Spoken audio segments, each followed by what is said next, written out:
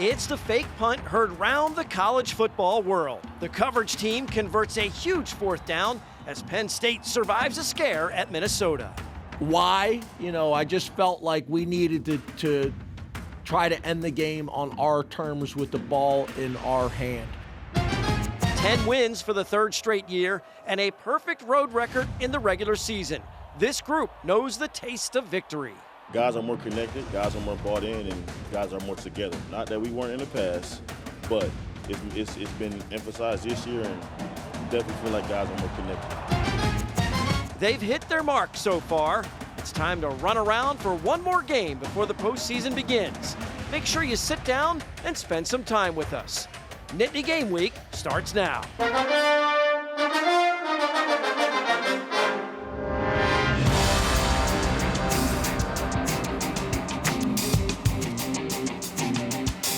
Hello, everyone, and welcome to Nittany Game Week. I'm Todd Sadowski alongside former Nittany Lions assistant coach Jay Paterno, surviving a scare in their final regular season road game. It doesn't matter how you get the job done, Jay. Penn State stays perfect away from home. It's at the end of the day, you're in a playoff mode right now because of the Big Ten and because the 12-team playoff. So just win by one. Keep winning by one or more, and you're good to go. Well, it's no hitting the road for the other regular on our show, Tom Bradley, playing this one on his home turf in the Steel City. Great to see you, Tom. Whether it's by 1 point or 15, it feels good to get out of there with a W. Yeah, I'm undefeated at my home turf here. But that game, when you go through a season, you're always going to have, I don't care who you are, you're going to have one or two of those type of games if you're going to continue on this trek of having the record that they have. The Nittany Lions execute a gutsy fake punt call to perfection and kill the final 6 minutes of the clock. The defense once again makes all the right adjustments at the half, and it's double-digit wins for the third straight year in our opening drive.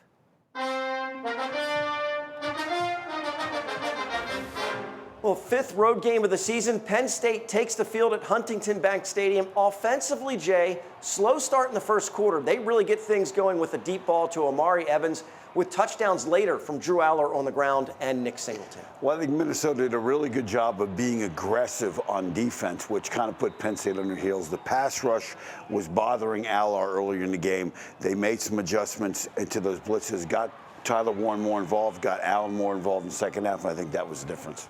Okay, Tom, you handled special teams for a big part of your coaching career. Gutsy call from Coach Franklin on 4th and short in their own territory late in the game, and boy, did they execute the fake punt to perfection. Absolutely to perfection. Give a ton of credit to Coach Franklin for making that call. I'm sure the special team coach was just a little bit nervous when that call was made, but they've been working on that for a while, and you could just tell they had what they wanted, and they felt very comfortable calling it. Yeah, they stay aggressive and convert 2 more fourth downs on the last drive. That kills the remaining 5 minutes and 48 seconds on the clock. It's a 1-point win, and afterwards, Aller says he didn't know the fake was on, and Coach Franklin explains the reasoning behind the call. I had no idea. I saw it, and I saw my instant reaction. I saw Riley, I thought we had a bad snap. And then I saw Luke just running down the field, and that shocked me because nobody gave me a warning on the sideline, but obviously a critical play. Why? I just felt like we needed to try to end the game on our terms with the ball in our hand. Luke Reynolds, that was a huge play for him. It was blocked extremely well. So that's been cooking, I guess, with Thanksgiving coming up, or marinating for a while, all the way back to training camp. And Coach gave the same reason for the other fourth down conversions after the fake punt, wanted to end the game with the ball in their hands. I think the good thing is, number one, Tyler Warren, when he made that last first down, slid and didn't score, which would have put the game back in. But the defense certainly did their part-time down the stretch by keeping the Gophers out of the end zone in the second half. They've only given up 15 points in the third quarter all year. Yeah, they've been great in that third quarter. I think they kind of get into the flow of the game. They get in halftime. And I know they save some things on defense, waiting for the second half. They don't want to show it all in the first half, and they get down to the speed and the pace of the game when they start that third quarter. Opponents are averaging 16 points a game against Penn State. Only 55 of the 161 points they've allowed have come after the break against the Golden Gophers. They were able to create a few critical turnovers, Jay. Well, we talked about last week in the scouting report. When Minnesota is even or minus, they lose. When they're plus, they win. They were -2. Penn State got points off that, and when you win by 1, you get 6 points off turnovers. That's the ball game. The defense was able to take the final 6 minutes of the game off, watching the offense kill the clock, and they're thrilled with the end result. Hats off to them. They was a real good team, you know, a very tough team. They fought to the very end, you know. I'm just super proud of our guys to find a way to get a win at the end, so I'm super proud of us. Yeah, Reed led the team in tackles with 10. Couple of nice things to talk about, guys. They reached 10 wins again, 3rd year in a row for that. Sure, they have the benefit of a 12th game, but it hasn't happened since 1980, 1982 stretch, and a 5-0 road mark this season. 39 years since that was accomplished. Well, I think at the end of the day, they're beating the teams they're supposed to, and you know the way the schedule plays out, you never know what's going to happen, how good it's going to be, but they're beating teams they've got to beat, and they continue to do that, and I think that's important. Tom, what do you see from these guys, this core group of players that leads to this much winning in the past few years, along with that perfect mark away from Beaver Stadium? Well, obviously, I tell you, the one thing that I see from these guys is they're very consistent as they get what they're doing, and they're very comfortable in how they're playing. They play with, as the game gets going, they keep getting better and better because they catch up to the speed of the game. Well, it's certainly a group that gives everything they have until it's over. Yeah, just showing like we don't give up, man. Like we're the type of team, you know, we're gonna lean on each other, man. Play 4 quarters. It don't matter if we're down a half, up or half. We're gonna play 4 quarters. Right, every half is 0-0. That's our mindset, and we just gotta keep going with it. Singleton is one of the many juniors who have been high producers for the blue and white all 3 seasons. Up next, it's our roadmap to victory over Maryland, something Nittany Lions fans are used to seeing just about every year. Why the Terps receiving core could pose problems for Penn State. Coach Paterno breaks it down when we return on Nittany Game Week.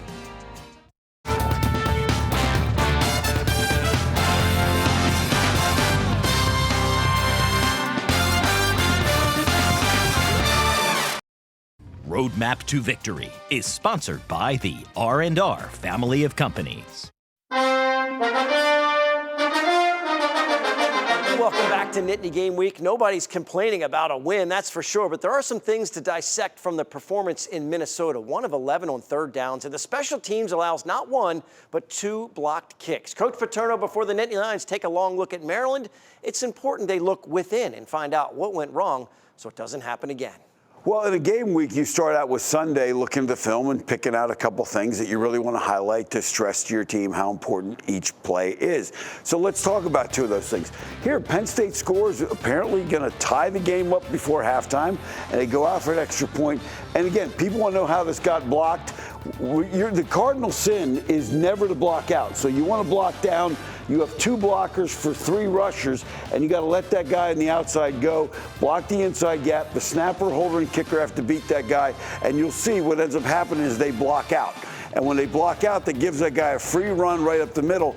And then once a DB gets their hand on the field, personnel-wise for Penn State, when you kick an extra point and everybody else, you've got a bunch of linemen and tight end types who are not going to catch that guy, and that leads to 2 points. Now let's talk about a great play on the other side now.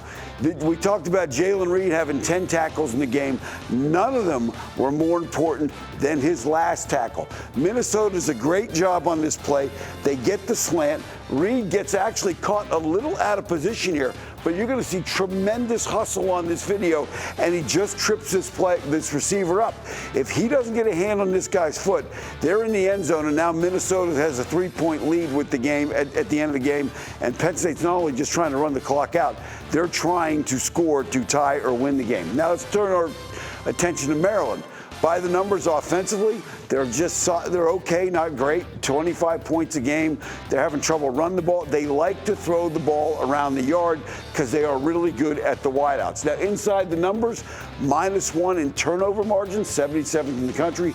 2-8 against Penn State since joining the Big Ten, and only 4 wins among close to 50 games against Penn State, 23, 61, 2014, and 2020. Now, let's talk about a couple guys to look at.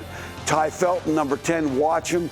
Hopefully he doesn't have too good a game, but he's fun to watch, really talented receiver. And they have other guys that can get the ball there as well.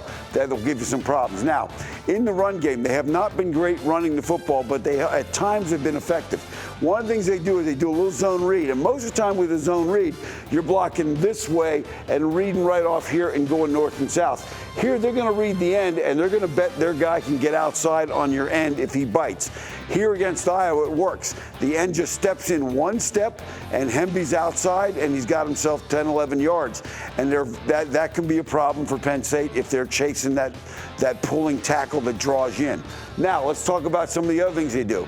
Off the run game, a lot of RPO stuff. So, again, they want to run the ball. If the defense has the guys around the ball and the linebackers attack the run, he's going to pull and throw this ball in the void. And you're going to see when they step up here against Oregon, they get that receiver in behind them. And again, there's nobody underneath. And now just a good play by the safety in the corner to keep him from going for a touchdown. They do have that ability. Now let's talk about Ty Felton, number 10. We mentioned him. He is a matchup problem. If you can handle him and take him out of the game, Maryland doesn't have, they've got some other receivers, but nobody at his level. 92 catches on the season. Here he sells the deep route, breaks it off, and now he's open for the out. Good timing on this from the quarterback, Billy Edwards, who makes a nice throw, nice catch, move the chains. And again, he's effective after the catch too as well. So watch for him. Now let's turn over to Maryland's defense. By the numbers, they've given up a lot of points. They're 95th in the country. Total yards 79th. They're solid against the run, but if Penn State throws the ball around the yard effectively, they should be able to get this thing moving up and down the field. 14 sacks this season for Maryland, way down from what they're used to doing. Not good enough. They started 3-1. They've gone 1-6 since in their games, and they're allowing 38 points a game in those 7 games since they started 3-1. And then when you look at guys to watch on defense, Ruben Hippolyte has been a very active guy. Jalen Husky at safety has made a couple interceptions and also been active tackling. Let's talk about their safeties. They're going to start a lot of times with 2 safeties high, and then they're going to rotate when they blitz. When they blitz from the left, they rotate left. The quarterback's got to read those safeties. But they're going to use the blitz to try and create some movement up front and make some plays in the backfield. And you'll see here, they bring the guy off the edge. That safety to the offense's right comes down. And now if you're throwing the ball, you got to be able to react to that. But you've got to anticipate those things. The next thing we want to talk about is when they get to 1 safety high, they're going to leave receivers one-on-one outside with their corners, and then they're going to try and, again, edge blitzes, create movement off here, try and disrupt the run game, create movement and upfield push, and that's how they've tried to stop the run. Now, when you do that, if you break tackles or you're good enough one-on-one outside, it can lead to a lot of points and a lot of scoring, and that's obviously happened the next 7 weeks. Appreciate that, Coach. Hopefully they feast on that Terps defense. And of course, the Thanksgiving holiday throws off everyone's routine for the week, hopefully in a good way, as you spend some time with family and friends. You know, a football team full of college-age kids enjoys a big meal this year. The team celebrates their Thanksgiving together on Wednesday night. It allows the guys to have more time on Thanksgiving to either go to my house, to go to their position coach's house, for some of the local guys to possibly go home, or a lot of the guys, as you know, when we have home games, a lot of the families just come in early and they come to practice, they do Thanksgiving, and then stay for the game. When it's a away game, that becomes more challenging. So that is the plan. Makes life a lot easier to have a home game on Thanksgiving weekend, I'm sure. I want to show you one other thing from the road trip at Minnesota. An awesome flyover and pregame, and local military units in Minneapolis parachute onto the field before the Penn State-Minnesota game. That includes Ronan from the K-9 unit. Bit of a rough landing. He shakes it off, immediately begins to run around and play on the field. He's a hit with the fans all game. Check out the goggles for Ronan. Good-looking pup. He even sits with the Nittany Lion and Penn State cheerleaders for a photo op. Well, he's not Oprah, but we've got the next best thing. Jay Paterno's book club. We do some light reading and dive into his new book, Jay's Book Club, for our Impact interview when Nittany Game Week returns. Impact Interview is sponsored by the Pocono Mountains, where small-town charm meets big adventures. Book your trip today by visiting PoconoMountains.com.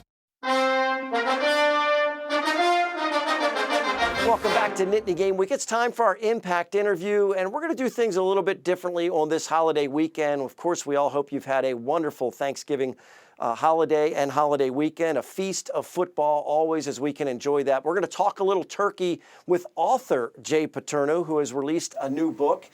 Yes, we're talking about his book. We're not saying go out and buy it, but we are going to talk about some of the subjects. Of course, Jay would like you to buy the book. That is part of what we're doing here. But we want to talk about issues and subjects that come to about college football. And, you know, Jay's going to talk in more detail about it. But that's what has been the impetus and the motivation for him to write his series of books. First one, Hot Seat. Second one is called Blitz, the all-out pressure of college football's new era. It's a novel based on the current era of college football. So, Jay, first question comes, how real is this book?